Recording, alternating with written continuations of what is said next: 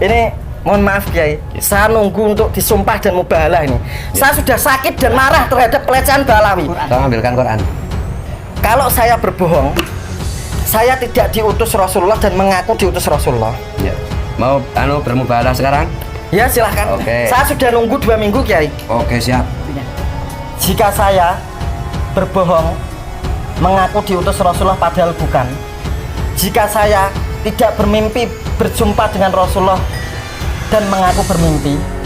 Jika saya berbohong dan mencatut nama Nabi dalam cerita voice note saya, siap dengan konsekuensinya. Yang pertama, 1. Mati dalam 10 hari.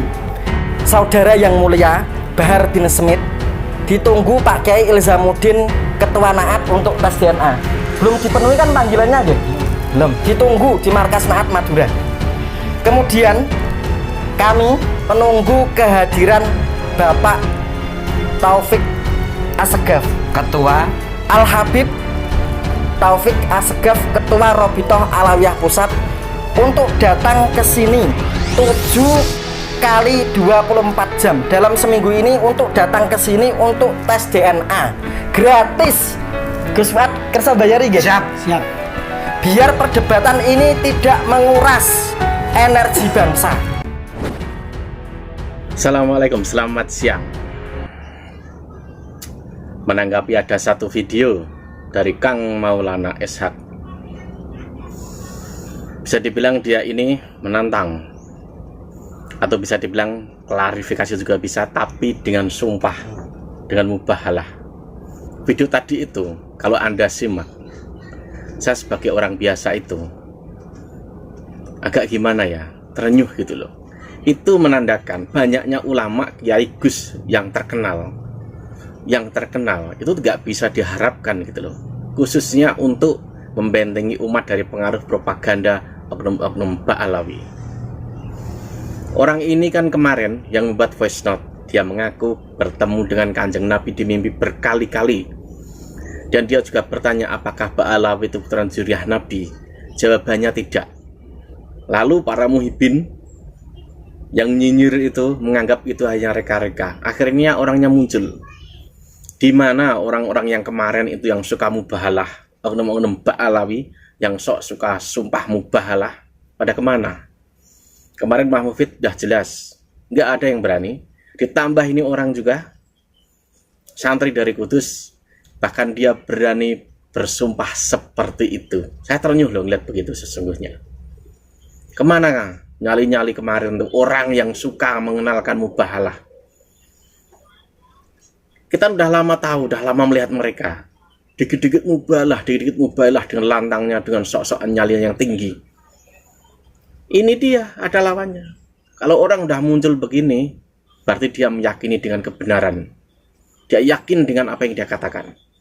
Coba, kemana kemarin yang katanya mau mubahalah, yang nantang-nantang orang semualah, seakan-akan ditantang, seakan nyalinya paling tinggi. Ini ada ini yang siap jadi saksi dengan kesaksiannya saat dia bermimpi. Dan kata-kata beliau ini bisa dibilang memupuskan orang-orang yang sok, orang-orang yang membela Ba'alawi bahwa mereka itu zuriyah Nabi. Orang ini dengan sumpahnya pasti kalian takuti. Kita tuh udah lama, udah tahu lama, udah melihat lama tingkah laku mereka itu, dengan jumawanya, dengan sombongnya. Apalagi kalau misalkan melihat sesuatu itu, mereka tuh merasa benar, padahal mereka hanya gertakan. Mubahalah. Lah ini ada orang pribumi. Udah siap, udah 2 orang. Mereka dengan keyakinannya, dengan kebenaran yang mereka terima.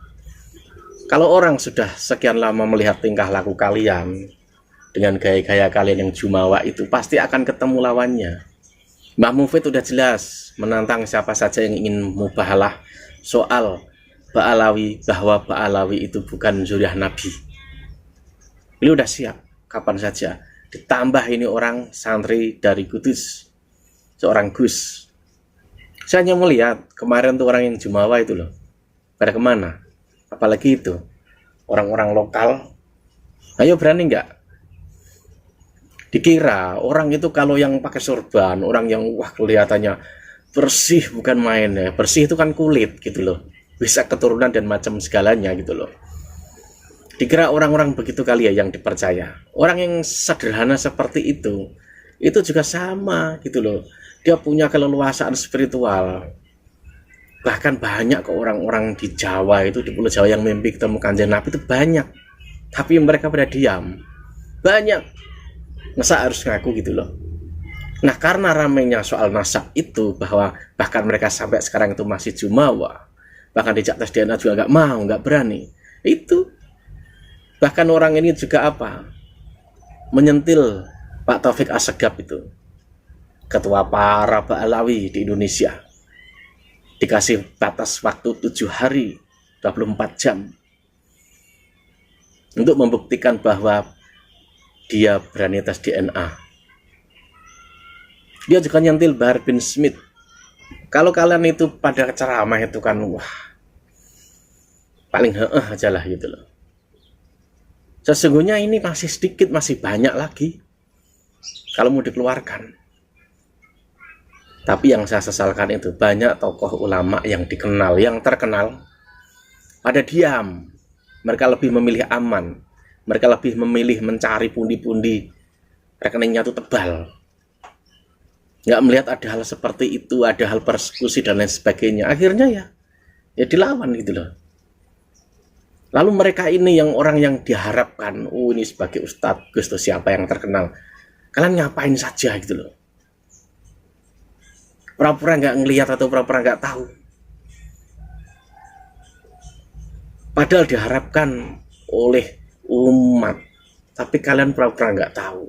Akhirnya sampai orang-orang yang di kampung, dari kampung pada bermunculan karena sudah enak melihat hal seperti itu, jumawanya mereka, kaum-kaum itu, karena kalian diam saja, khususnya untuk itu Gus Kiai yang terkenal itu.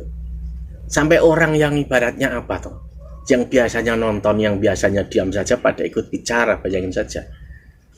Ya karena kalian itu tidak bisa diharapkan untuk membela umat. Kalian masih memikirkan diri kalian sendiri sesungguhnya. Kalau mau video lengkapnya ada di Gus Fuad Blaret. Ya sampai sini, wassalam.